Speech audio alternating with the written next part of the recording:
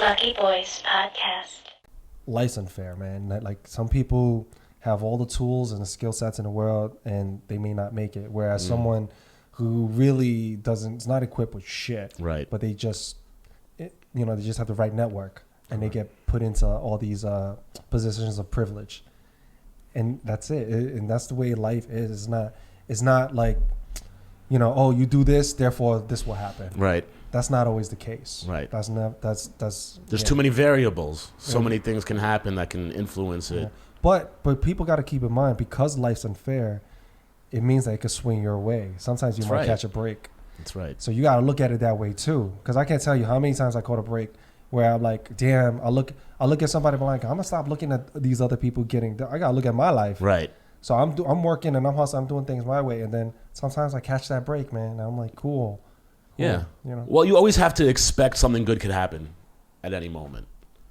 Just as something bad could also happen.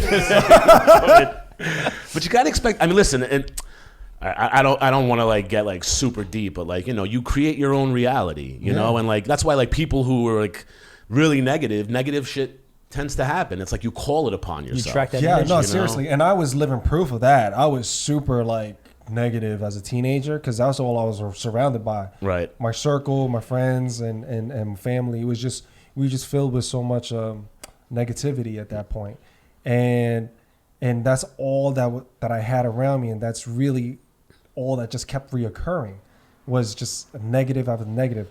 Once I left that environment and started a new life, new friends, new everything, the whole shit just started changing. Yeah, like, and that's why they're saying like, what's that saying? Like, I forgot where this came from, but it's like stay away from.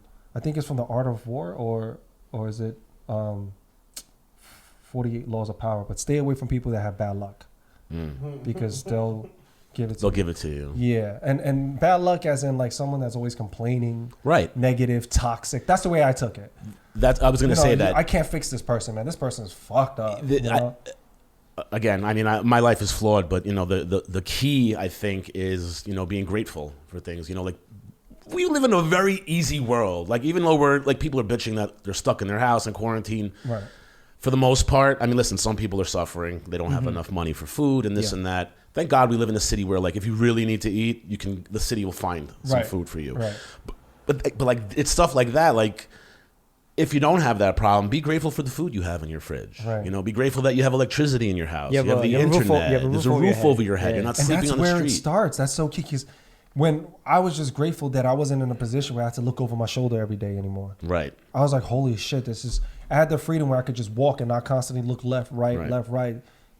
I was like, this is a weird feeling because I was out in the suburbs and I was just like, this is crazy. I'm just walking with total freedom. I don't have to look like someone's going to jump me, do something crazy, right?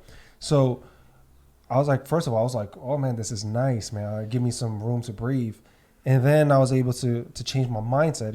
I made friends that like people would look at, they'll go, that person's a nerd, or that person's not cool, that person's not tough. And it just kind of changed the whole narrative for me. Yeah, I was like, holy shit. And they were so positive. And then they're positive and their energy rubbed off on me.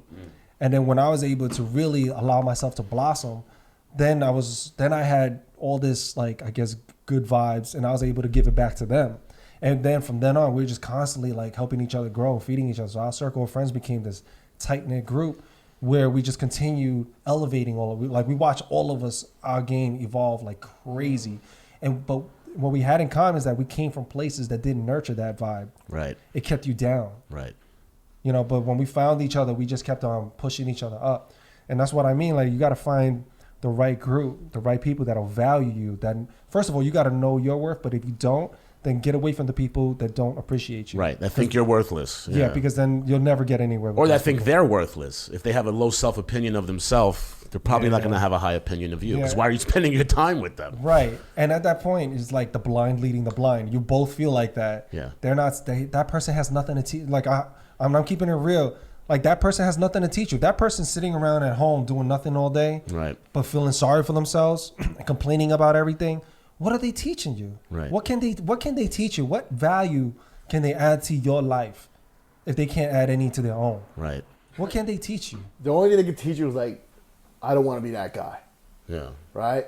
What not to do. Yeah. What not to do. Like, you ever have I had a buddy who would call me every fucking couple days with some wild shit that, like, it made him seem like his life was, like, not worth living. Mm-hmm. And I was like, hey, buddy, how about you tell me something good that happened to you?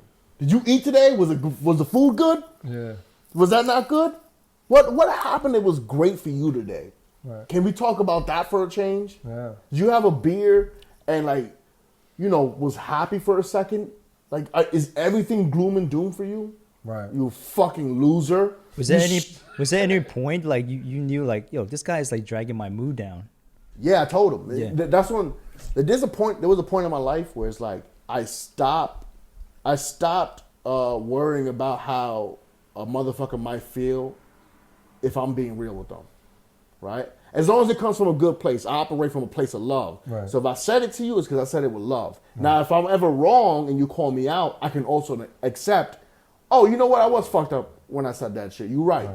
But most of the time, I do it with love, and I don't feel no harm. I don't feel no ways about it. Right. So the moment a motherfucker, I feel like he's bringing me down, I just call you out. Mm-hmm. Like, yo, what are you doing right now? We're having a good time. Yeah. Let's continue having a good time. Yeah. Right? Or all right. One of the biggest things when I was I had a lot of homies that was like whenever we were in a group of people when we're all vibing, and they were not good at getting girls or some shit like that, right? Mm-hmm. And they will do some shit. The reason why they weren't good at getting girls is they would self-sabotage every fucking time, son. They couldn't close. And they'll do some shit that's like, why did you... Like, hey, I'm a loser. Did you know that? Yeah, like, why would you say that to her? She had no idea you were a loser. I have a tiny little penis. Yeah. Why did you mention that? She had no idea. That's how I lead. Really? Yeah. Hey, I have a very tiny penis. By the way, you shouldn't do that. Although you're married, it doesn't matter anymore. Your penis is useless at this point.